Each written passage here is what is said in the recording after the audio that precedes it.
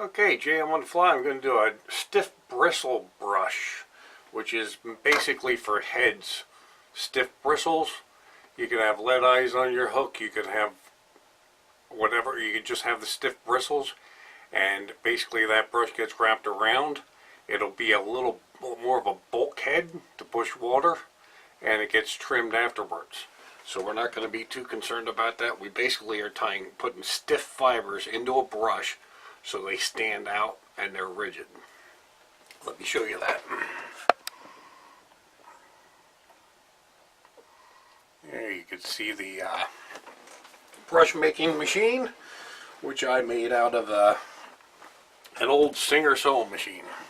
I already have wire in it, waxed, and I have my table up, and my wire falls right into that groove.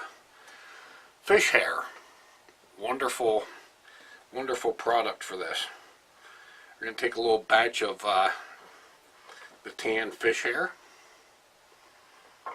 and I'm going to snip that right off the hank. And of course I got this nice little handy dandy tape measure, basically 2 inches. Put my pieces in, and we're just going to snip that off at 2 inches, the entire hank.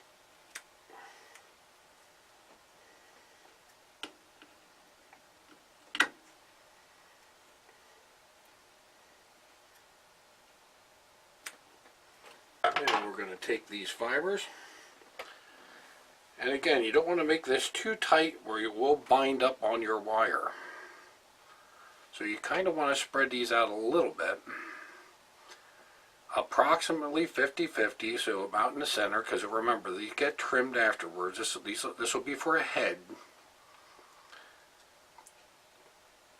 And again, we're just going to line up our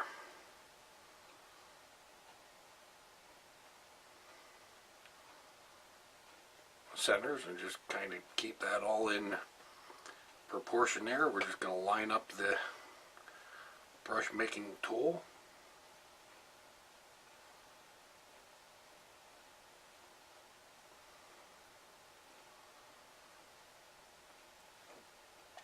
Kind of like that. You don't want this too bulky.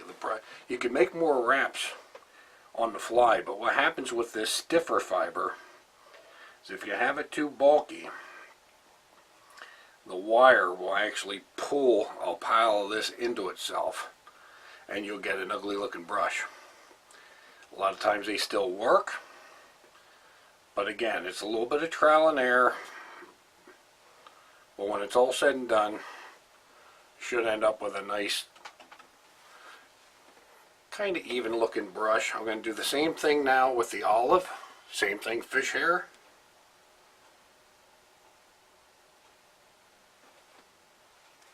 And again, I'm going to take a chunk of this,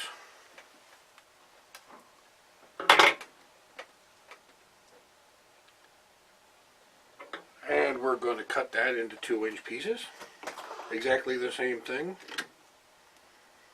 I'm going to keep cutting 2-inch strips.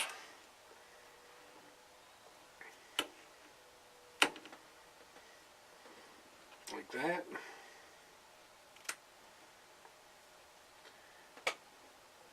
And then we add that on top. So I'm just going to spread this out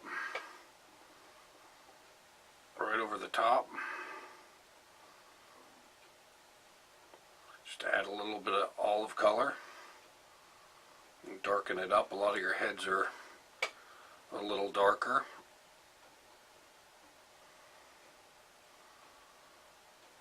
And we're going to just spread that out through as evenly as we can.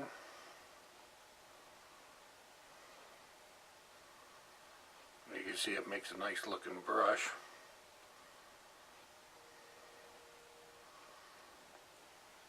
And just pat that down and move some of them fibers around so that we got everything just right. Last material, last but not least, we're going to add some Crystal Flash. Actually works really nice for this because it is a stiff fiber, and that's what we're kind of working with here, stiff fibers. Again, you could take your Crystal Flash, do the same thing, cut that off into 2-inch increments.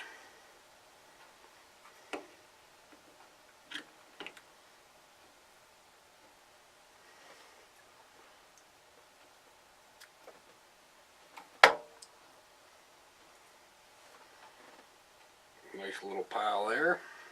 And I got some short ones here, so I think I'm just going to pull them out and use some of them as 2-inchers because I won't be able to use that anywhere else anyway. I'm going to cut this out. Looks like some of that's folded over. That's no good. We'll come in and snip all that out. Cut that off at 2 inches. Pull out all the short stuff. It doesn't even matter if it's a hair over 2 inches. We just want to try and get this as even as we can. That, I'm going to grab just the tips. I'll pull out all the short fibers here. This is really just trying to use up some junky material at the top of the brush, so I could maybe we'll use it up in a brush, right? And again, we're just going down through, laying in flash like this.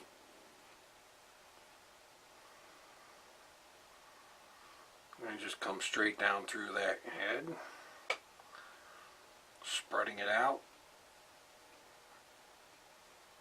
Pretty much nice and pretty much evenly right across. Okay, now that's going to make a nice stiff bristle head. So what I'm going to do next is spin this up. So I take my wire, throw some wax on the top of it, and it's very important to have wax on this because it is these fibers, because they are rigid, they are very slick. So I'm going to actually put a little bit of tension on that spring, and I'm going to make a couple wraps around here with my bobbin, and I'm going to cut that off. Cut the wire. Okay, now I could take this and I could pull this so that everything's kind of in the middle. You can see it's off a hair, but my wire should be over here, so I'm just kind of using my finger and just kind of evening everything up. So I have the same amount, probably half, pretty much 50-50, just so it's pretty close. Then I'm going to drop this and spin it. And again, it's just a foot pedal. I could spin this and I don't really even have to use any energy. Now you can see how stiff them fibers are, and they stick straight up. And I don't know if I have anything to show you a little better. Yeah, I do have something here. Let me just show you. If I put this white sheet underneath, you could probably see the brush a little better as far as the looks of it and how rigid it is and how stiff them fibers are sticking straight up. And basically just run through that with a comb like that, and that's the brush. This gets wrapped around again for a head and gets trimmed out. So the length really doesn't matter once we wrap that on a fly, and I'll show you how to do that for a nice rigid head. And this is kind of like a synthetic, actually when you're all said and done, it actually makes kind of like a synthetic deer hair head, like if you would, almost like you would do your sculpin patterns or things of that nature. Once it's wrapped around the hook in the front, pushes a lot of water, and that's the idea of that brush. And that is basically the stiff fiber brush for heads on a lot of the flies to push a lot of water and they get trimmed out. Watch videos on the fly tying of it, or the flies that I make with it, to learn how to do that. And it's on a lot of my flies, on the tri-brush fly and a lot of the other flies. So JM on the Fly, and I'm out of here.